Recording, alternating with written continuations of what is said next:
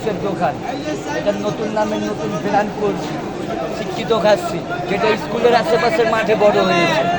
বুঝছেন?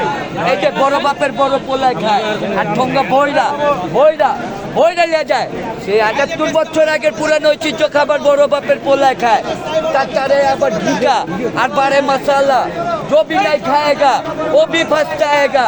এইটার নাম বড় বাপের পোলায় খায়। এটা কি? এটাই সেই শিক্ষিত খাচ্ছি, এটা কি? সেই শিক্ষিত খাচ্ছি, এটা কি? সেই শিক্ষিত খাচ্ছি। আচ্ছা, ৮০০ টাকা পার পিস, প্রতি লেগ আছে ৬০০ গ্রাম কাঁচা মাংস, প্রতি লেগ এটা ৬০০ গ্রাম কাঁচা মাংস। রেগুলার কত পিস বিক্রি হয়? হ্যাঁ, এটা আমার 50 কেজি রেগুলার, আমি মাল বাড়াই নেই। 50 কেজি আমার মাল প্রতিদিন, 50 কেজি।